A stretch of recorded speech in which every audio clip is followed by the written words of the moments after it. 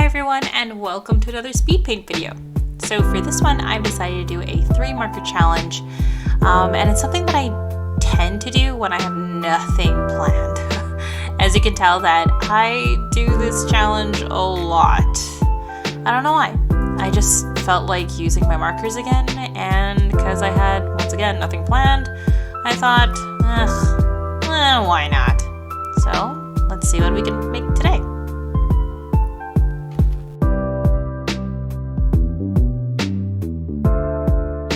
Alright, so the markers I have is Copic Ciao B32.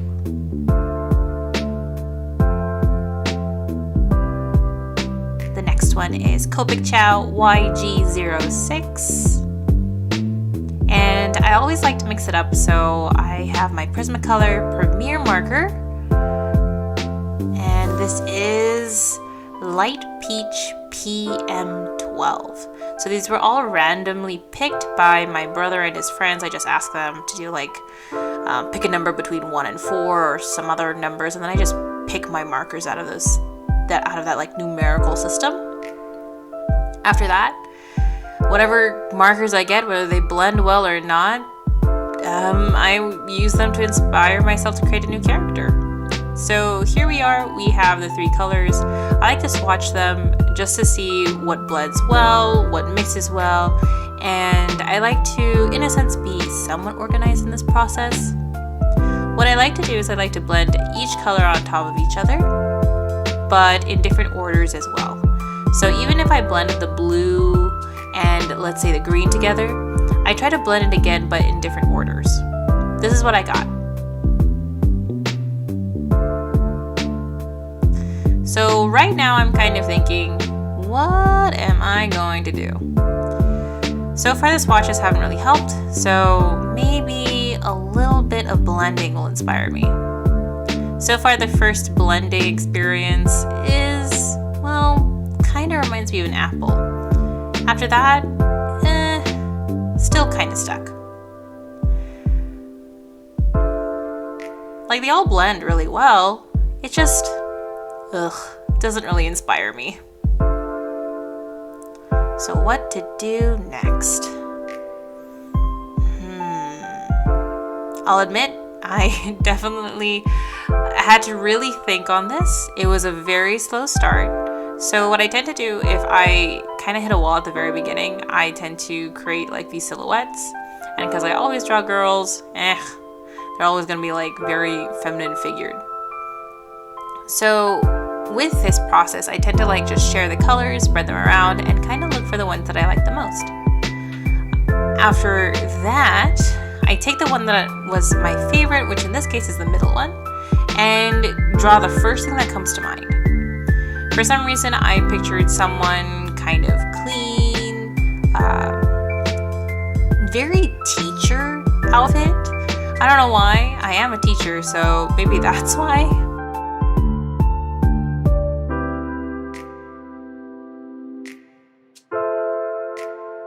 And after that, I hit another wall, and I don't know, I just kept drawing. The next thing I did was draw a couple of different shaped heads. Maybe that would inspire me for the next round. It really didn't. But at this point, when you're creating a character inspired by 3 colors that just aren't interesting enough, you just have to keep drawing. And I think this goes along with the whole, what should you do if you if you're experiencing an art block, right? The only answer you can really give yourself is just draw, right? If you stop, you'll always be stuck, but if you keep drawing, maybe you'll hit inspirational, path, and next thing you know, you'll be drawing something interesting. So because those 3 heads didn't really help, I started drawing again. And I thought, I'm really feeling the stripes, so I wanted to explore what it would be like with the blue on the peach. It was good, but then it kind of reminded me of a uniform that, well, for those who do know, kind of reminds me of concentration camps, and that was too heavy. I was like, nope, not gonna do that. Not in the mood for that. So in contrast to that, I decided to draw a more happier version of her. And right now, the only thing I know for sure is that I want green hair, possibly blue eyes, stripes, and I do want her to be a witch. So I redrew her kind of very inspired by Kiki's Delivery Service. Liked it. I liked the flow of it, but something was still missing. So I sketched another little being on the right to see if I liked a different maybe swatch or different layout. The only thing I got from that little tiny character was the fact that I liked blue leggings.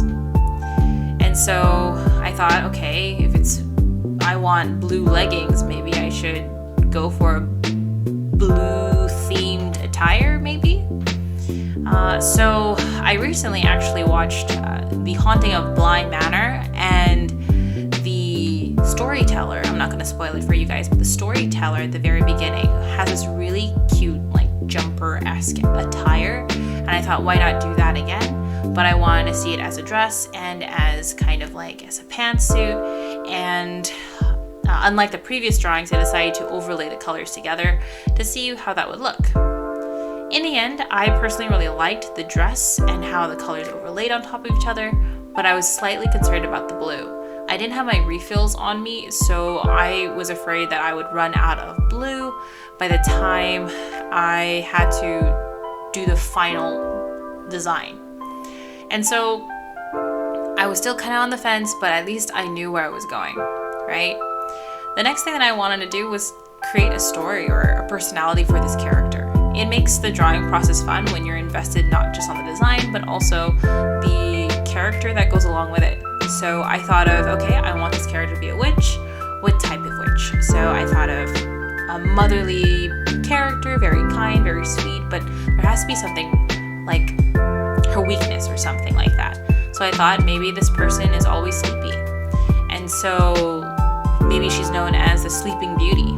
And maybe as a witch, her specialty are herbs and sleep concoctions and all of that. But because of someone who always creates these herbs or these medicinal things for people who can't sleep, she tends to be, what's it called? She tends to find herself falling asleep a lot too, which then kind of inspired the idea, what if her hair did all the work for her when she fell asleep? So in the end, I gave her hair also a little bit of a personality. I allowed them to be like extra limbs and whatnot. And so everything else on this page just kind of inspired the idea of her being sleepy and her hair doing all the work. So I was playing around with this pose where she's sitting next to a desk and she's leaning and she's totally falling asleep. And her hair is spinning the spoon in a cup, and the other part of her hair is watering a plant in the background. Now, the perspective of those ideas were fun, but I admit I was kind of lazy.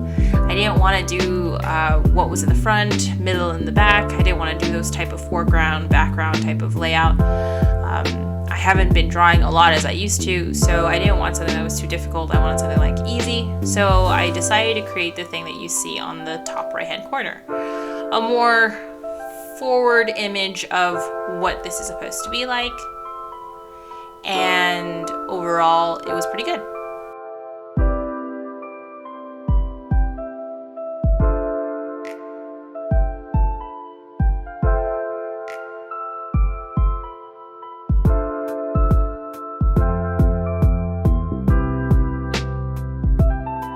Alright, so at this point, I'm sketching out the design now on a pencil. I wanted to draw kind of like a bigger image of the sketch on the top right hand corner so I can lay out the colors a little bit better and get just a better feel for it. I've also never used this pencil before. It comes in a set, and it was I think a thicker lead, and it was very, very soft. In the end, after I did all of the sketching, I used my Prisma brush pen to create a really messy line art, once again, just to see how this all looks out. Looks in the end. Once again, this process is very messy still because I'm just finalizing colors, the overall feel, and in a sense finalizing my thoughts. After the line art was done, I decided to add some color into it.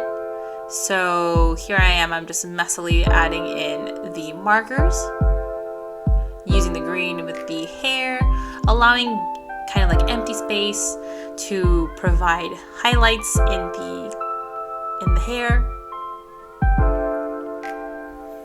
And at this point, I'm kind of feeling it now. I'm feeling the drawing. I love the hair. I love this color green and how it pops. And so far, at this point, I realized my favorite part of this entire illustration was the hair. I love the hair and the color. Now, I decided to use the long turtleneck type dress from that small sketch from before. And I decided not to overlay it with the blue. I left it as peach, and you know what? I'm not against it. I kind of like the contrast.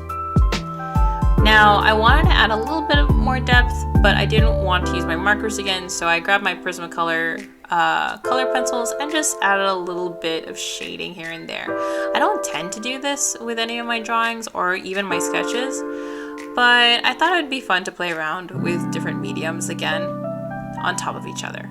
I also didn't want to use any skin tone markers for this, so after filling in the skin, I kind of felt like, okay, I think I know where I'm going. But of course, the extra details such as the vase or pitcher and the big mega cup that she drinks coffee out of, I didn't know what colors I wanted. So playing around with them, I decided that I really liked if the cup was white and had blue accents. And in the end, you'll see that I make the pitcher basically similar as well.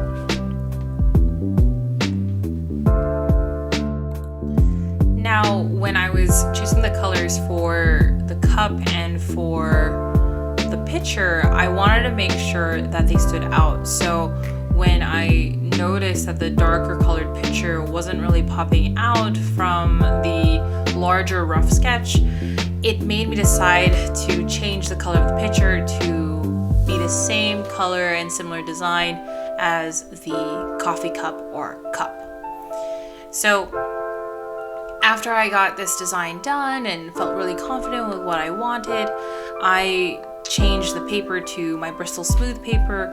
The page itself is about 4 by 6 inches. And after the sketch and adding a very festive witch hat, I decided to complete it with a black line art between my Prismacolor pens. I believe the sizes were 03 and 005 for like the face and smaller details. Now, initially I wanted to make the hair line art to be more like a dark green to make that really pop out because I wanted the hair to be the focus, but obviously you can tell I forgot, so I totally goofed. But you know, sometimes it happens. And once the line art was done, I just erased everything and started filling in the colors. So a lot of people tend to complain about Prismacolors that they tend to like streak or they don't blend very well. But the truth is, when you use them, you can't use them like a brush pen. At least the older Prismacolors or the cheaper kind of Prismacolors, right? They'll still do really well. They have great quality in my opinion, but you have to use them a little bit differently. What I like to do with Prismas, because of the type of tips they have, I like to outline it first and then use the wider tip to fill it in. And I usually go in one direction, and that usually prevents the most visible streaking. I believe that's the correct word. After that, I put down all the base colors first and started moving on to other colors. Now, what I usually do, I usually start with the skin first, but for this time, I, for some reason, wanted to just work on the unique colors that were chosen for this drawing, that inspired this drawing. I wanted to make sure, maybe to reassure myself, that the colors I picked and where I'm going to place them were going to look really nice. And in the end, I'm actually really happy with it.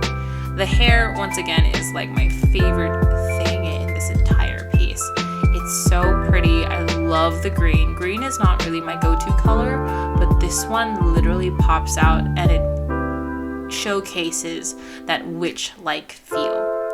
Now, to add a little bit more depth to it, I added the light blue into the hair first, and then I overlaid it with the mauve purple that I always use for everything. I used mauve purple for the clothing and for the hat, and you'll see that I'll also use it as on the skin as well.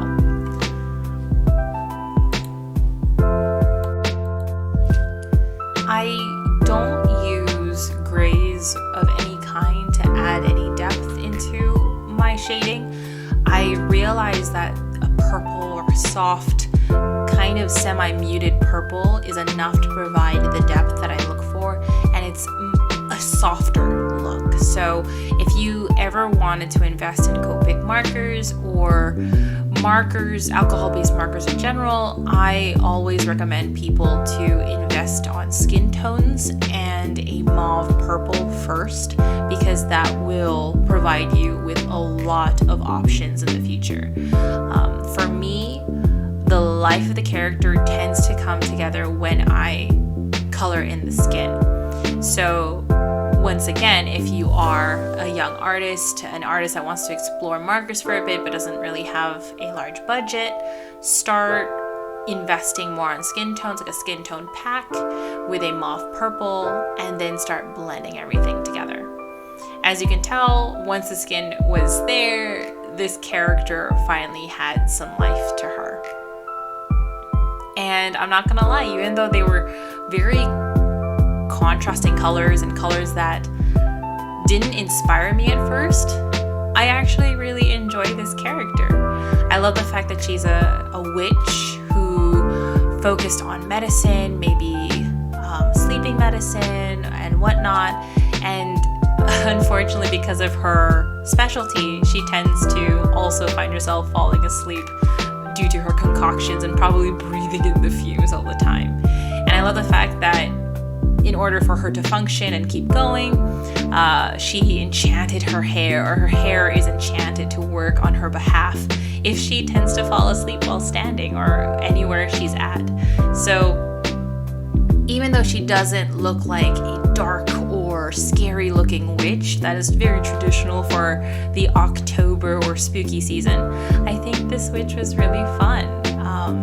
Now, to add a little bit more contrast and just a little bit of a sparkle, I started to create a little bit of some stars and constellations in the back. They're not really constellations, I just put a bunch of stars everywhere and then lined them up to some degree to allow the pic to pop even more. And so after that, this is the final product. Now, once again, I haven't been drawing as much as I used to, so this was a lot of fun to do. Once again, the big shocker was the green. It's not a color that I tend to pick out of my collection, but with the overall colors, this one was definitely a plus, and surprisingly, they all complemented each other really well. So here are the sketches from today's session, from today's video, and if you support me on Patreon, you get to see all of these pages in more detail there, and also the final picture as well. If you support me on Patreon, you get my videos and my art and a bunch of stuff I don't really post online ahead of time and privately just for you guys. So if you ever are considering to support me as an artist on Patreon, you can find the link in the description below. If not, you can also find me in all of my social medias as well. I draw on Twitch, I am on Twitter and YouTube and Instagram and all of that. So if you like what you're seeing, please subscribe, like, and comment below what you think. And if you do the challenge as well, let me know what colors you pick and what creations you do. It's okay to link your stuff. But yeah, thanks for watching, you guys. Bye!